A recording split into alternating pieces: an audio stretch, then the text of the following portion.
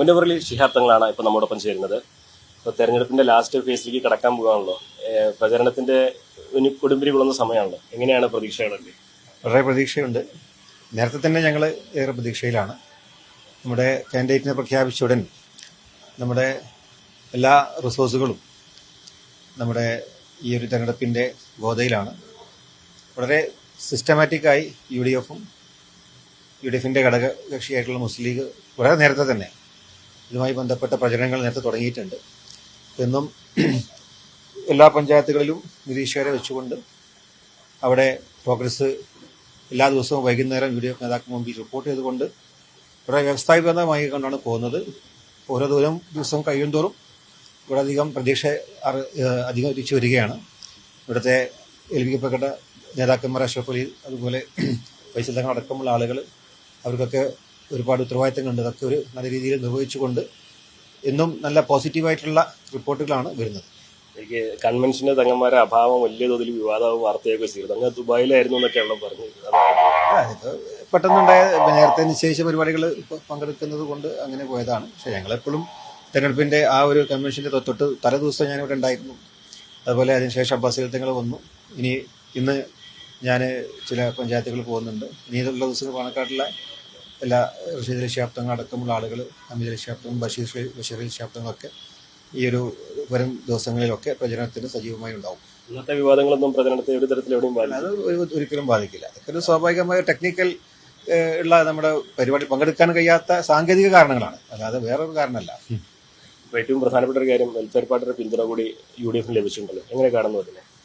അല്ല, പിന്തുണ ലഭിക്കുക എന്നുള്ളത് നമ്മെ സംബന്ധിച്ചിടത്തോളം ഈ ഒരു ഘട്ടത്തിൽ യു ഡി എഫിന് അവർ നേരിട്ട് വന്ന് പിന്തുണ തന്നതാണ്. ആ പിന്തുണ അവരെ സംബന്ധിച്ചിടത്തോളം യു ഡി എഫ് ജയിക്കണമെന്ന് അവർ ആഗ്രഹിക്കുന്നത് കൊണ്ട് അങ്ങനെയുള്ള ഒരു കാഴ്ചപ്പാടാണ് ഞങ്ങൾ കാണുന്നത്.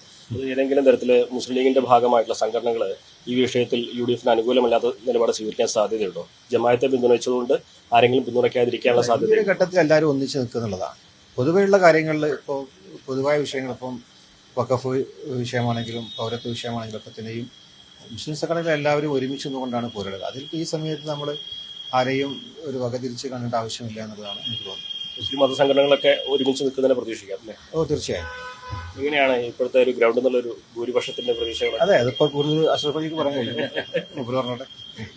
അല്ല, നല്ല പ്രവർത്തനമാണ് ബൂത്ത് തലങ്ങളിലും അതുപോലെ തന്നെ പ്രചാരണ രംഗത്തും ഒക്കെ ഉള്ളത്. സ്ഥാനാർത്ഥി പര്യടനം കണ്ടാൽ അത് വ്യത്യാസം മനസ്സിലാവും. ഉജ്ജ്വലമായ ഭൂരിപക്ഷത്തിൽ ആര്യടൻ ഷൗക്കത്ത് വിജയിക്കും. 5 ഭൂരിപക്ഷം എന്ന് ഞങ്ങൾ നേരത്തെ പറഞ്ഞതിൽ ഇപ്പോഴും ആത്മവിശ്വാസം കൂടുകയല്ലാതെ ഒരിക്കലും കുറയുന്നില്ല. പിന്നെ നേരത്തെ ഇവിടെ തങ്ങൾ വന്നില്ല എന്നുള്ളത് പറഞ്ഞു. അതിൽ ശരിക്കും ലീഗിന്റെ ഒരു സംവിധാനത്തെക്കുറിച്ച് അറിയുന്ന ആൾക്കറിയാം. പാണക്കാട് തങ്ങന്മാർക്ക് എന്തെങ്കിലും ഒരു നീരസമോ അല്ലെങ്കിൽ അവർ വരാതിരിക്കുകയാണെങ്കിൽ പിന്നെ അവിടെ വന്ന ആയിരക്കണക്കിന് ലീഗ് പ്രവർത്തകർ ഒരിക്കലും അവിടെ വരില്ല, നേതാക്കന്മാർ വരില്ല. അതെല്ലാവരും തന്നെ മാറി നിൽക്കലാവണം. അപ്പൊ അങ്ങനത്തെ അതൊരിക്കലും തന്നെ സംഭവിച്ചൊന്നല്ല. അത് മാധ്യമങ്ങൾ ഉണ്ടാക്കിയ ഒരു ബഹിഷ്കരണം എന്നുള്ള അല്ലെങ്കിൽ വന്നില്ല എന്നുള്ളൊരു വാർത്തയാണ്. അതല്ലാതെ ലീഗ് നേതൃത്വത്തിലോ പാണക്കാട് കുടുംബത്തിലോ അങ്ങനെ ആരെങ്കിലും ഒരാൾ വരാതിരിക്കുകയോ ബോധപൂർവ്വം അങ്ങനെയുള്ള ഒരു സംഭവം ഇല്ല എന്നുള്ളതാണ്. അത് മാധ്യമ സൃഷ്ടിയിൽ നിന്നുണ്ടായ ഒരു എണ്ണയിട്ട യന്ത്രം പോലെ പ്രവർത്തിക്കുകയാണ് അല്ലേ? അതെ, ഇല്ല, ഞങ്ങളിപ്പോ ഇവിടെ പല ബൂത്തുകളിലും പല ചാർജ് ഉണ്ട്. ലീഗിന്റെ സംസ്ഥാന കമ്മിറ്റി, സംസ്ഥാന ഭാരവാഹിത്വത്തിൽപ്പെട്ട ഒരുപാട് ആളുകൾക്ക് ബൂത്ത് തല ചാർജ് കൊടുത്തിട്ടുണ്ട്. ഞങ്ങള് ബൂത്തിൽ കയറിയതിനു ശേഷം സത്യം പറയുകയാണെങ്കിൽ കുറെ പ്രതീക്ഷകൾ കൂടിക്കൂടി വരികയാണ്. ഓരോ ദിവസവും ബൂത്തുകളിൽ കയറുമ്പോഴും പല ആളുകളെ കാണുമ്പോഴും ജനങ്ങളെ കാണുമ്പോഴൊക്കെ വളരെ പോസിറ്റീവായിട്ടാണ് ആര്യടൻ ഷൗക്കത്തിന് അതിന്റെ പോസിറ്റീവ് കാണണം. കാരണം ഇവിടുത്തെ കുറെ വികസനങ്ങളിൽ മൂപ്പര് ചെയർമാൻ ആയിരുന്ന കാലത്തൊക്കെ ഒരുപാട് പദ്ധതികൾ, ഇവിടുത്തെ മത്സ്യ മാർക്കറ്റ്, മറ്റുള്ള ഓരോ ജനങ്ങളുമായി ബന്ധപ്പെട്ട ഓരോ പദ്ധതികളും ഇവിടെ നടപ്പിലായിട്ടുള്ളത് ആ കാലഘട്ടത്തിലുള്ളൂ. അപ്പൊ നമുക്ക് പൂർണ്ണമായിട്ടും ഷൗക്കത്തിന് വലിയൊരു വിജയം തന്നെയാണ് പ്രതീക്ഷിക്കുന്നത്. യു ഡി എഫിന്റെ കരുത്താണ് ലീഗ് അക്ഷരാർത്ഥത്തിൽ എണ്ണയിട്ട യന്ത്രം പോലെ പ്രവർത്തിക്കുമ്പോൾ അതിന്റെ ഫലം ശരിക്കും റിസൾട്ടിൽ വരുമെന്ന് തന്നെ പ്രതീക്ഷിക്കാം. Vinod കുമാറിനൊപ്പം CV Anumod, News 18.